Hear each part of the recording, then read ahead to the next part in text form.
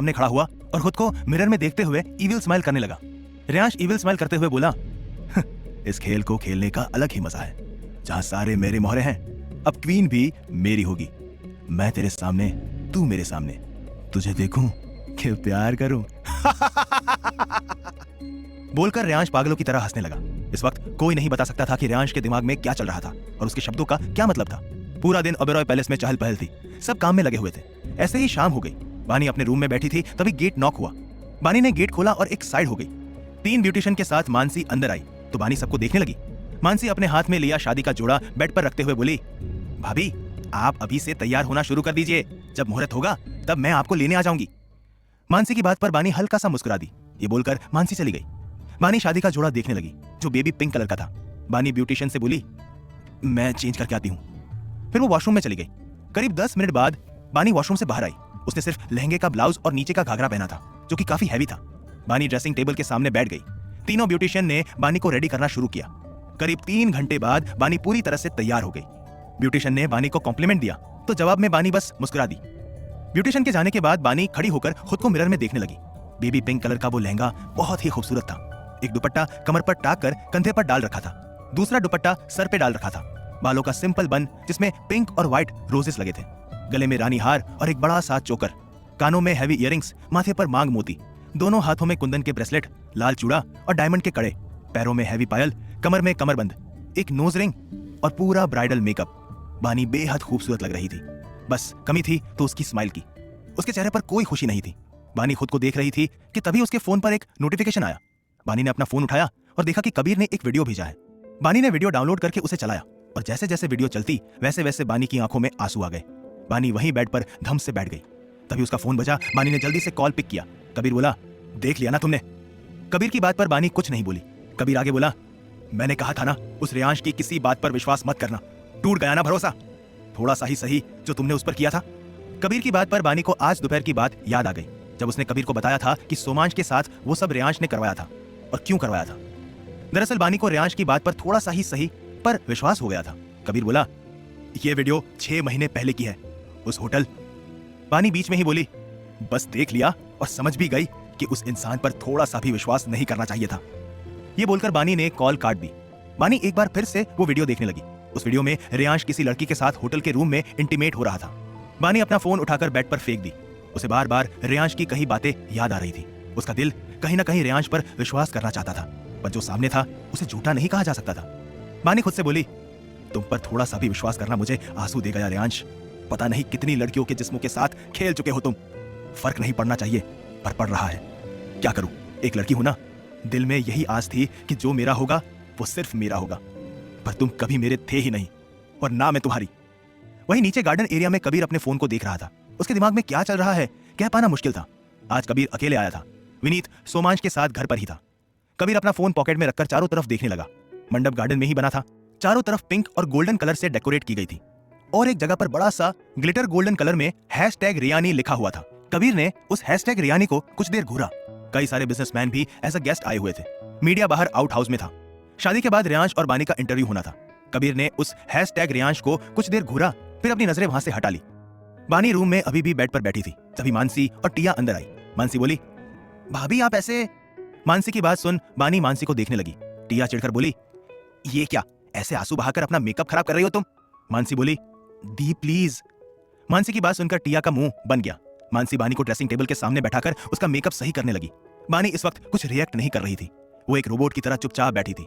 Makeup ठीक कर मानसी और टिया बानी को अपने साथ नीचे ले आई। बानी के आते ही सबकी नजर उस पर चली गई। सब बानी की खूबसूरती देख रहे थे। वही बानी अपनी नजरें नीचे किए हुए चल रही थी। रेयांश जिसने गोल्डन कलर की रॉयल शेरवानी पहनी थी, वो मंडप में खड़े होकर अपना हाथ आगे बढ़ाया। बानी अपनी नजरें उठाकर रेयांश को देखने लगी, जिसके चेहरे पर इविल स्माइल थी। बानी फिर अपनी नजरें नीचे करके अपना हाथ रेयांश के हाथ में रख दी। रेयांश मजबूती से बानी का हाथ पकड़ उसे ऊपर मंडप के पास ले आया। बानी भी रेयांश के बगल में खड़ी हो गई। रेयांश झुककर बानी के कान में बोला, लुकिंग वेरी ब्यूटीफुल बेबी। ये बोलकर वो पीछे हट गया। बानी रेयांश की बात पर कुछ नहीं बोली। वो वैसे ही अपनी नजरें नीचे किए खड़ी थी। पंडित के कहने पर रेयांश ने पहले बानी को वरमाला पहनाया, फिर बानी ने भी उसे वरमाला पहना दिया। उसने उसे देखने के लिए अपनी नजरें उठाई। फिर बानी की नजर कबीर पर गई, जो उसे ही देख रहा था। बानी कबीर को देखकर अपनी नजरें नीचे कर ली। रेयांश और बानी नीचे बैठ गए। पंडित जी ने मंत्र पढ़ना शुरू किया। बानी की नजर एक लड़की पर रुक गई। वो वही लड़की थी जिसे बानी ने वीडियो में देखा था। बानी उस लड़की को देख रेयांश को देखने लगी, जो बिना किसी भाव के हवन कुंड में देख रहा था। तभी पंडित जी कन्यादान के लिए बोले, वधू के माता पिता कन्यादान के लिए आगे आए। ये सुनते ही बानी की आंखें नम हो गई। उसकी मम्मा तो इस शादी में आई ही नहीं थी, तो अब कन्यादान कौन करेगा? बानी ये सब सोच ही रही थी कि तभी किसी की आवाज आई, मैं करूंगा कन्यादान। बानी कबीर को देखने लगी, जो बिल्कुल शांत था। कबीर ने आगे आकर बानी का कन्यादान किया। दोनों फेरे के लिए खड़े हो गए। रेयांश आगे और बानी उसके पीछे चल रही थी। 4 फेरों के बाद बानी आगे आई और रेयांश पीछे हो गया। सब उन दोनों पर फूल डाल रहे थे। फेरे पूरे होने के बाद दोनों अपनी जगह पर बैठ गए। रेयांश ने बानी के गले में मंगलसूत्र पहनाया तो बानी ने अपने हाथ की मुट्ठियां बना ली। वहीं रेयांश यही देख अजीब तरह से मुस्कुरा दिया। रेयांश बानी की मांग में सिंदूर भरने लगा, तभी बानी की आंखों में आंसू बहने लगे। रेयांश उस आंसुओं की बूंद को अपने हथेली में लेने लगा। बानी रेयांश को देखने लगी। रेयांश बानी के कान में सर्द लहजे में बोला, I love your tears Mrs बानी रेयांश ओबेरॉय। ये बोलकर रेयांश सीधा हो गया। वहीं बानी मूरत की तरह बैठी रही। पंडित जी बोले, आज से आप दोनों पति पत्नी हैं। बानी मन में बोली, सब खत्म हो गया, मेरा वजूद भी मुझसे छीन गया। रेयांश मन में बोला, अब असली खेल शुरू हुआ है, तुम्हारा वजूद सिर्फ मुझसे होगा बानी। रेयांश और बानी मंडप से बाहर आए। बानी के फेस पर कोई एक्सप्रेशन नहीं थे। प्रदीप रेयांश से बोला, ऑल द बेस्ट। प्रदीप की बात पर रेयांश उन्हें देखकर रहस्यमय तरीके से मुस्कुरा दिया। रेयांश बानी का हाथ पकड़कर उसे इंटरव्यू के लिए ले गया। रेयांश और बानी जैसे ही इंटरव्यू प्लेस पर गए, सारे मीडिया वाले उन दोनों की फोटोज लेने लगे। रेयांश बानी की कमर पर हाथ रख उसके कान में बोला, स्माइल बेबी, सबको लगना चाहिए कि तुम बहुत खुश हो। रेयांश की बात सुन बानी रेयांश को घूरने लगी। बानी की खुली कमर को पिंच कर रेयांश बानी को देख तिरछी मुस्कान के साथ देखने लगा। रेयांश के इस एक्शन से बानी हैरानी से रेयांश को देखने लगी। रेयांश सामने देखते हुए बोला, स्माइल वाइफी। बानी सामने देखकर मुस्कुराने लगी। मीडिया सेशन चल रहा था। वहीं प्रदीप और नमन रेयानी को देख ही रहे थे। प्रदीप बोले, अब वो गेम शुरू होगा। नमन बोले, भैया वो तो सब ठीक है, पर मुझे बानी में बगावत की भावना नजर आ रही है। प्रदीप बानी को देखकर बोले, वो तो है, पर रेयांश अपने खिलाफ हर बगावत को कुचलना अच्छे से जानता है। नमन बोले, पर अगर बानी रेयांश की कमजोरी। प्रदीप बीच में ही बोले, कभी नहीं। फिर नमन को देखकर बोले, ऐसा नहीं होगा नमन, रेयांश ओबेरॉय की कभी कोई कमजोरी नहीं होगी। ये बोलकर प्रदीप वहां से चले गए। नमन रेयांश और बानी को देखते हुए बोले, पर मुझे तो कुछ और ही लग रहा है। फिर हल्का सा मुस्कुराकर वो आगे बोले, हवा बदल रही है, शायद इंसान भी बदलने वाले हैं। मीडिया सेशन खत्म हो गया। रेयांश और बानी ओबेरॉय पैलेस के गेट पर खड़े थे। माया आरती की थाल लेकर आई। रेयांश ने ही माया को गृह प्रवेश कराने को कहा था। आरती के बाद बानी चावल का कलश गिराकर धीरे से अंदर आई। फिर आलते से भरी प्लेट में अपने पैर रखे, अपने पैरों को छाप छोड़ते हुए अंदर आ गई। रेयांश बानी के पैरों की छाप को देखते हुए मन में बोला, welcome to my world wifey, यहां से तुम्हें कभी आजादी नहीं मिलेगी। सोचते हुए रेयांश के चेहरे पर इविल स्माइल आ गई। कबीर जा चुका था। बानी ने उससे कोई बात नहीं की, वो अपने में ही उलझी हुई थी। रेयांश किसी काम से बाहर चला गया। मानसी बानी को लिफ्ट तक ले गई। मानसी बोली, भाभी, रेयांश भाई के फ्लोर पर आपको खुद ही जाना होगा, and all the best for your first night. ये बोलकर मानसी चली गई। बानी एक गहरी सांस लेकर लिफ्ट में चली गई। बानी 4th फ्लोर पर पहुंचकर रेयांश के रूम में गई। रूम में कोई डेकोरेशन नहीं थी, होती भी कैसे, किसी को आने की परमिशन ही नहीं थी। बानी रूम में जाकर अपने सर से चूनर उतारकर काउच पर फेंक दी और सीधे बालकनी में चली गई। बालकनी में खुली हवा में सांस लेकर बानी को थोड़ी राहत महसूस हुई।